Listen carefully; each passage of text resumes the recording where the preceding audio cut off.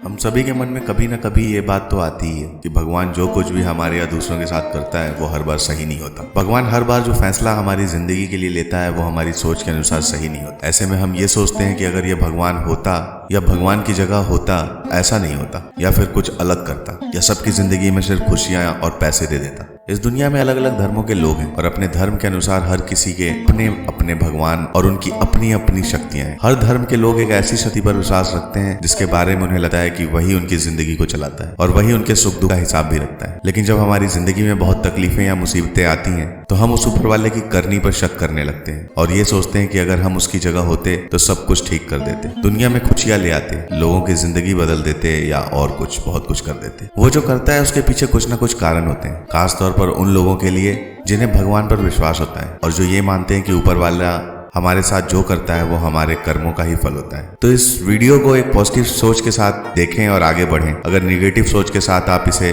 देखेंगे तो आप इस स्टोरी से कुछ नहीं सीख पाएंगे। बहुत समय पहले की बात है, गांव में मनमोहन नाम का एक व्यक्ति रहता था। वो गांव में रहकर ही छोटा मोटा काम करके अपना जीवन यापन करता था। मनमोहन भगवान पर बहुत विश्वास रखता था। गाँव में जब भी किसी के साथ कुछ अच्छा होता तो वो मंदिर जाकर भगवान में हमेशा उस चीज के लिए धन्यवाद बोलता। लेकिन गाँव में जब कभी किसी के साथ कुछ बुरा होता तो वो भगवान के सामने जाकर उनसे सवाल करने लगता। सवाल करने के बाद वो अक्सर ये बोलता कि भगवान आपने उसके साथ अच्छा नहीं किया, अगर आपकी जगह मैं होता तो सब कुछ ठीक कर देता। मनमोहन के सवाल करने की इस आदत से तंग आकर एक दिन भगवान उसके सामने प्रकट हो गए। उन्हें देखकर मनमोहन आश्चर्य से भर गया। भगवान बोले, मनमोहन, तुम हमेशा किसी का बुरा होने पर मेरे पास आकर मुझसे सवाल करने लगते हो और ये सोचते हो कि अगर तुम मेरी जगह होते तो सब कुछ सही होता। जैसा तुम सोचते हो ये सब उतना आसान नहीं है। मुझे हर किसी के लिए सही व्यवस्था करनी पड़ती। एक जगह पर खड़े रहकर धैर्य से लोगों की प्रार्थना, सुख दुख, गुस्सा ये सब सुनना और किसे क्या देना है, क्या किसे लेना है, सब तय करना आसान नहीं होता। मनमोहन बोला, प्रभु आपका काम तो आसान ही है, आपकी तरह मैं भी दिन भर धैर्य के साथ एक जगह पर खड़े रहकर ये सब कर सकता हूँ। मनमोहन की बात सुनकर भगवान बोले, ठीक है, अगर तुम्हें लगता है कि तुम ये सब कर पाओगे तो आज पूरे दिन मेरी जगह खड़े रहकर तुम मेरी जिंदगी जियो। लेकिन एक बात का ध्यान रखना, मंदिर में हर कोई अपनी इच्छा के अनुसार कुछ न कुछ मांगेगा। कुछ अच्छा बोलेंगे तो कुछ बुरा बोलेंगे। तुम्हें बस उनकी बातें सुननी है और धैर्य के साथ अपनी जगह पे चुपचाप खड़े रहना है और अपनी तरफ से कुछ नहीं करना है। मनमोहन मान गया।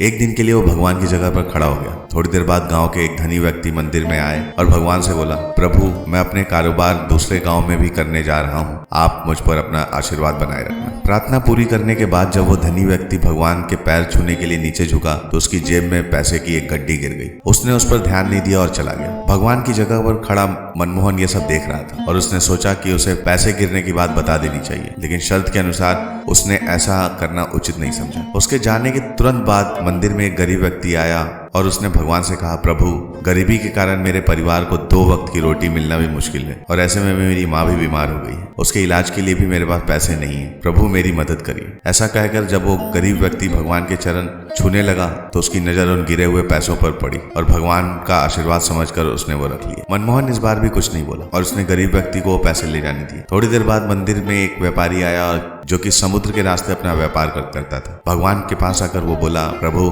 व्यापार की वजह से मैं 1 महीने के लिए समुद्र की यात्रा पर जा रहा हूँ, मेरी गैरहाजिरी में आप मेरे परिवार का ध्यान रखना और मेरी यात्रा को भी सुरक्षित बनाना। वो व्यापारी जैसे ही प्रार्थना पूरी करके मंदिर से निकलने लगा, इतने में वो धनी व्यक्ति पुलिस लेकर मंदिर में आ गया और इस व्यापारी की तरफ इशारा करते हुए बोला, मेरे बाद इस मंदिर में यही आया है और मेरे पैसों की गड्डी इसे ही मिली होगी, आप इससे पूछताछ करिए। उस व्यापारी ने पुलिस को काफी समझाया कि वो गड्डी उसके पास नहीं है, लेकिन पुलिस ने उसकी एक न सुनी और उसे पकड़कर ले जाने लगी। भगवान बने मनमोहन से ये सब देखा नहीं गया क्योंकि उसकी आंखों के सामने अन्याय हो रहा था और वो सोचने लगा कि अगर अब मैं कुछ नहीं बोला तो एक बेकसूर व्यक्ति को सजा मिलेगी और जो कसूरवार है वो आराम से जिंदगी जिएगा। ऐसा सोचकर मनमोहन बोल पड़ा और उसने सारी बात बता दी। पुलिस उस गरीब व्यक्ति के पास गई और उससे पैसे लाकर उस धनी सेठ को दे दिया। व्यापारी को छोड़ दिया और वो समुद्र की यात्रा में निकल गया। मनमोहन इस बात से बड़ा खुश हुआ कि उसने गलत होने से रोक लिया और जो सही था वही किया, लेकिन इस सब में उसने अपनी शर्त तोड़ दी और भगवान फिर से वहां आ गए। भगवान को सामने देख मनमोहन ने गर्व के साथ उन्हें सब कुछ बताया। मनमोहन की बात सुनकर भगवान बोले, आज तुमने अपनी चुप्पी तोड़कर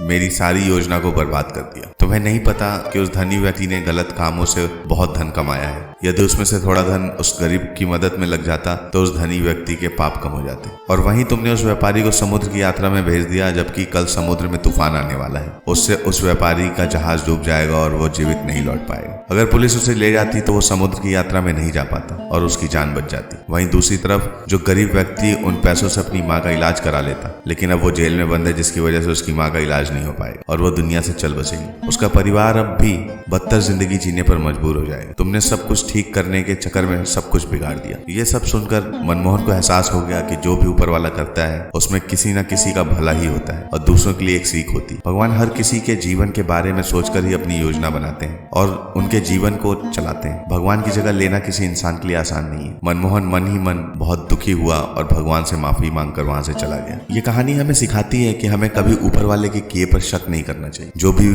करता है उसके पीछे कुछ न कुछ वजह होती है। जब भी हमारे संग कुछ बुरा होता है तो हम ऊपर वाले को शक की निगाहों से देखते हैं और सोचते हैं कि मेरे साथ ही गलत क्यों हो रहा है। लेकिन कई बार हमें भविष्य में उस चीज से फायदा भी हो जाता है। ऐसा भी नहीं है कि हर बुरी चीज से हमें नुकसान ही हो। कई बार कुछ चीजें हमारे सबक की तरह होती हैं और जिनके होने से हमारी जिंदगी बदल जाती है। जैसे किसी के वहां चोरी होती है तो ये समझ जाता है कि आगे ऐसा न हो, उसके लिए क्या क्या सावधानी बरतनी है। उसी तरह कोई चोर चोरी करने के तुरंत बाद पकड़ा जाता है और लोग उसे खूब पीट देते हैं तो ये समझ जाता है कि चोरी करना सेहत के लिए कितना नुकसान